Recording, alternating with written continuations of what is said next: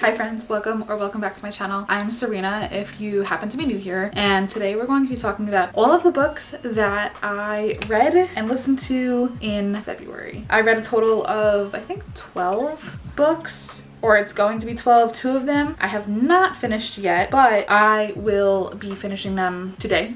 And today is the 28th when I'm filming this, so they will be done by the time the day's over. And then a month will be over and we'll be in a new month. So I'm just pulling up Storygraph to make sure that I am getting all of my ratings right and all that fun stuff. So yeah, it's a total of 12 books that will be completed by the time the day's over and a month's over. Right now it's 10, so I will be showing you the physical books that I do own, and then anything that I don't own, I'll just like pop it on a screen somewhere. Some of them were just like strictly audiobooks that I had reserved like months and months ago, and then all of a sudden they just came through, so they were just added to the TBR. First, I'm also not going in any particular order, and I'm gonna try my absolute hardest to give you accurate descriptions of the books and what they were about and my star rating. I think that's it. I think that's all I typically give you. All right, anyway, let's get started. So the first book that I have is The Last Housewife by Ashley Winstead. I think I had this book on hold from Libby for like 4 months, 5 months, and all of a sudden it came through. So it was definitely not on my TBR for February. I'm glad I got it in. This book I gave I think I gave it 3.75 stars. I should have my ratings up before I start these videos. I want to see. I gave it 3.5 stars, so I did bump it down a little bit. This book, please check your content warnings, your trigger warnings, whatever you want to call them, just your warnings before you read and consume this book. There is a lot going on in this book. It's dark, it's kind of cult-ish, or there's mentions of that. It's about this girl who is trying to uncover some details about the deaths or disappearances of friends, and she has to go back to her college town, and while she's going through her journey there trying to uncover some details, she learns a lot about what's going on behind the scenes and has to basically like relive and re-experience what she thinks her friends went through. And through that experience, she's just like, it's very eye-opening. That's this book in a nutshell. I think I just did a really bad job explaining it. But the reason why I knocked it down to a 3.5 stars is because this book is rather messy and chaotic in the best way possible. And I just felt that the ending was tied up in this nice box with a bow on top. I really would have liked just an open-ended cliffhanger type of situation to go down. I think that would have definitely ranked higher for me if we got an ending that we weren't supposed to get, if that makes sense. Yeah, but that's really it. This was also really good. It's my second Ashley Winstead read. I have read Fool Me Once. I think I read that back in, I want to say last May. Yeah. While I was in Disney, so last May. So this is my second one by her. I still have to read In My Dreams, A Hold a Knife. I do have a hold on it, so really curious to see, because that's her first thriller. This came out after that. Curious to see what that one's about. Plus that one's Dark Academia, and I love, love, love Dark Academia. Anyway, enough about this one. This is the first one. Not the first one that I read, but like the first one in my pile. Next, we have my book of the month pick, because my goal for the year is to read at least one book of the month pick a month. So February was for Upgrade by Blake Crouch. This was really good. This gave, I mentioned this like 1,800 times between Instagram and I think here too. This gives Captain America, Falcon and the Winter Soldier meshed together vibes. Definitely like hooked me in and reeled me in. I completely binged this book. I think I gave it 4 stars. It might have been 3.5. It's one of the two. I gave it 5 stars. Probably now I would give it 4, but in the moment, it definitely was really good. I already told you what this is about, so I did rank it 5 stars, but I think now I would rank it 4. So it's about this guy Logan, and he has to basically figure out this like riddle that his mother or grandmother left him and his sister. He has to try to stop his sister from like going through and creating this like superhuman. She basically wants to rewrite society as a whole and make everybody into these like superhumans, but he doesn't want that, so he's trying to stop her. It's very action-packed. I think the crossover of Captain America and Falcon and the Winter Soldier, where like that girl is creating her superhuman army. I think that's a good way to describe it. So if you're into action-packed thrillers, suspense, definitely check that one out. I also am very excited to read Recursion. Yeah, Recursion by Blake Crouch also. I don't know if they have to be read in a particular order. I'm not really sure. So that's the first one. I think they're all standalones. So I'll read Recursion probably in a couple months. I don't know. And then I think Dark Matter is the third one. Next, we have one of my favorite books of the month. It was A Fine Print by Lauren Asher. I can't get enough of this series. Although I've only read the first book so far, I am starting the next book literally tomorrow. And I am so excited to get back into this universe. Lauren Asher, I just love the way that she writes. It's so easy to read and the characters are fantastic. I just can't wait to hear more about their stories and this universe. If you have no idea what the series is about, it's called the Dreamland Billionaire series because there's this family and it's comprised of 3 brothers. So it's Rowan, Cal, and Declan, I think is the other brother's name. They each have a task to complete in order to get their fair share of being like CEOs or C-level officials of Dreamland. Dreamland is basically this made-up version of Disney, and each book is a brother's story to get to their share of Dreamland. So this is the first one. So good. I'm starting the next one tomorrow and completely binging it. Although it's an easy read, the plot is pretty fast. It's a medium to fast-paced read. You just want to know what's going on at all times. So I am going to be inhaling this. I gave this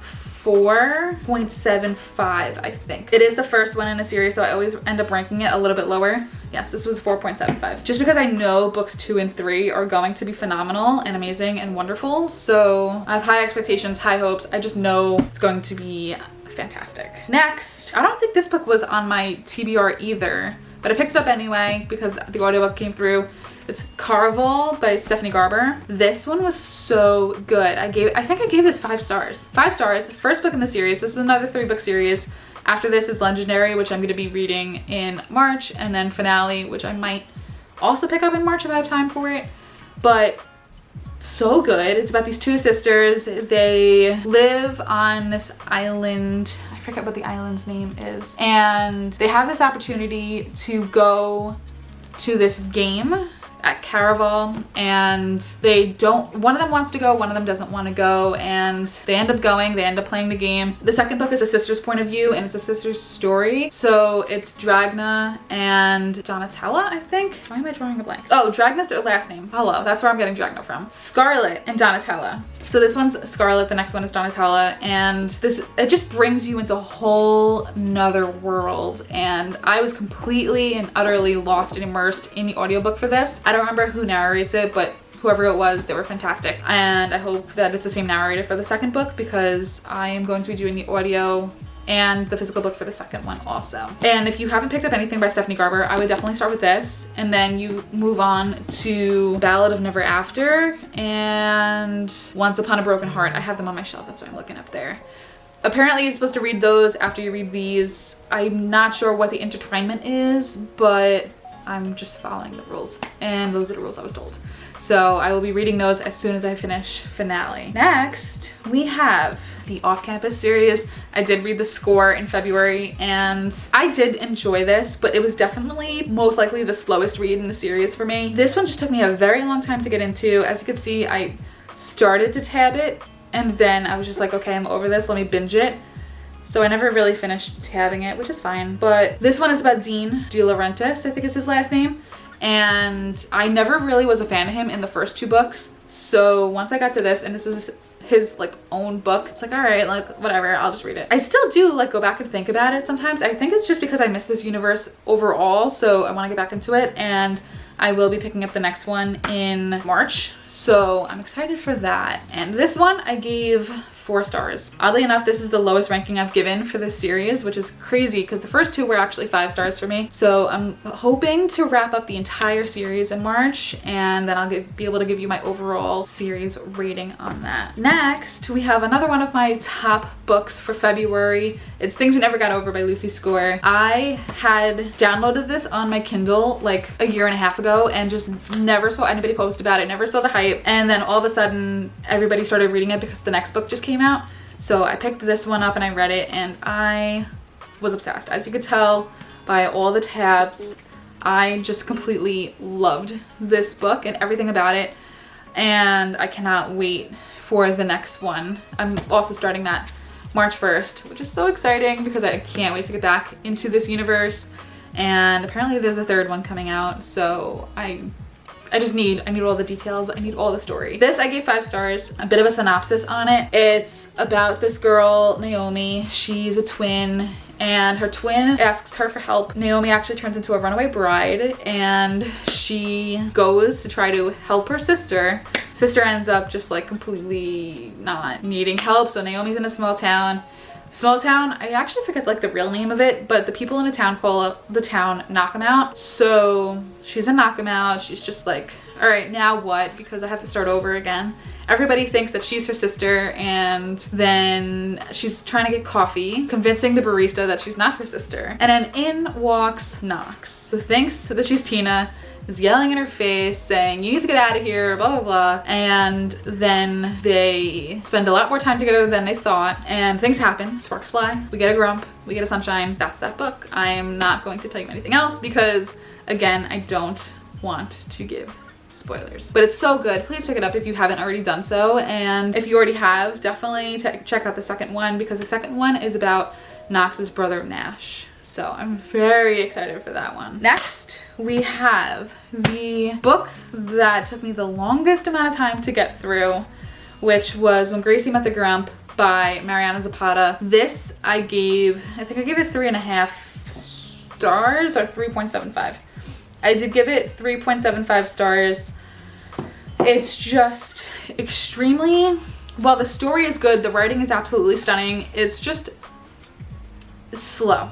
It's very, very slow. If you haven't watched my reading vlog about this book, please go watch it because it'll give you all the details without any spoilers on my thoughts, the plot, what's going on in this book, best way to read it. I did enjoy it, you could tell, because I did tab it, and there was a lot of good plot points and quotes and things like that. So 3.75 on this one. It's about a superhero and this girl Gracie. Obviously you couldn't tell from the cover. Gracie is on the run and she stays where she's currently staying for a little too long, and all of a sudden this superhero just ends up like on her front lawn and she takes care of him. They end up getting caught and brought into a cell together. They basically have to survive together. Then they're on the run again. They break out of the cell, and from there it's just them constantly on the run doing their thing. Eventually they get help and figure things out. Gracie has to get back on her feet again. Other things happen, of course, but that's just the overall plot of it. Overall thoughts on it, it could have been probably 250 pages shorter, and then we could have gotten more of their life afterwards. I just feel like the ending was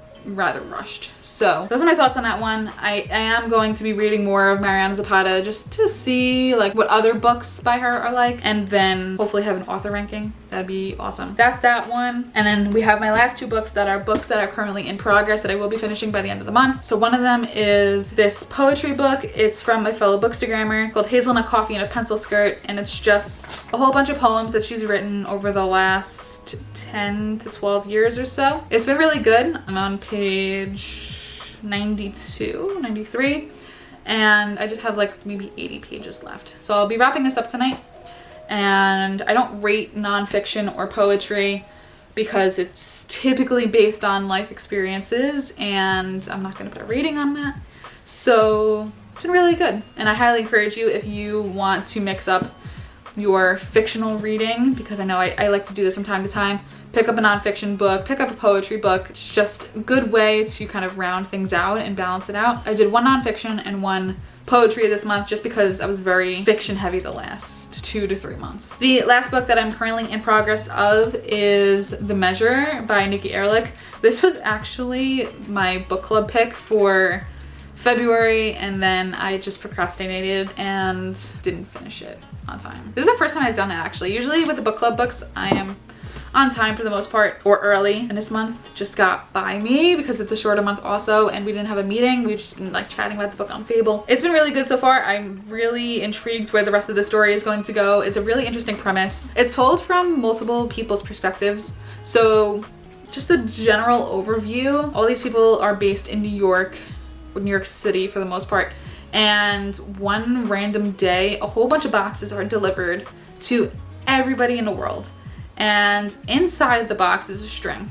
The length of the string basically determines how long you have to live. It goes through all these different characters' journeys with their string, whether they open the box or not, what they choose to do with it, what they choose to do with that information, whether they have a long time to live or like 10 to 15 years to live.